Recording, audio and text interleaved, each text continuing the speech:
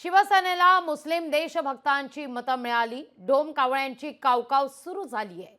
तुम्हाला वाटतं मी हिंदुत्व सोडलंय, मोदी आणि भाजपनं सत्तेसाठी हिंदुत्व सोडलंय असं म्हणत उद्धव ठाकरे यांनी हल्लाबोल केलेला आहे। चंद्राबाबू नायडू आणि नितीश कुमार हे हिंदुत्ववादी आहेत का असा सवालही ते उपस्थित करतायत। इतकंच नाही तर चंद्राबाबू नायडू आणि नितीश कुमार यांचे जाहीरनामे पहा असा देखील या ठिकाणी सवाल त्यांनी उपस्थित केलाय।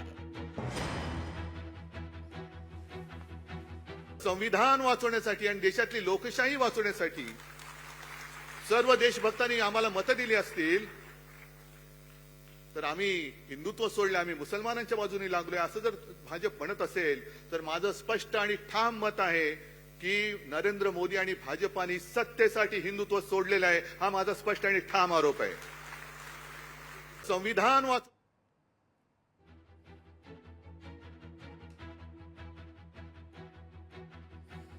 डोमकावळ्यांची कावकाव सुरू झाली आहे असं देखील उद्धव ठाकरे म्हणतायत।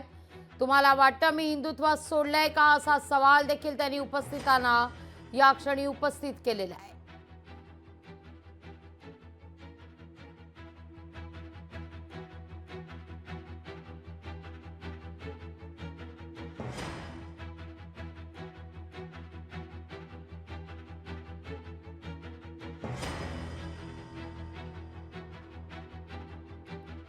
शिवसेनेला मुस्लिम देशभक्तांची मतं मिळाली।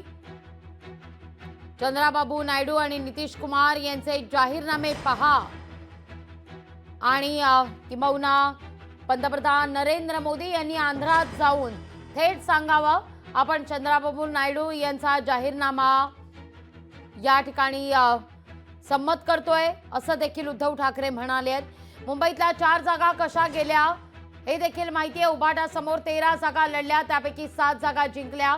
शिवसेनेला 62 लाख, ठाकरेंच्या शिवसेनेला 60 लाख मतं मिळाली असं मुख्यमंत्री एकनाथ शिंदे यांचं म्हणणं आहे।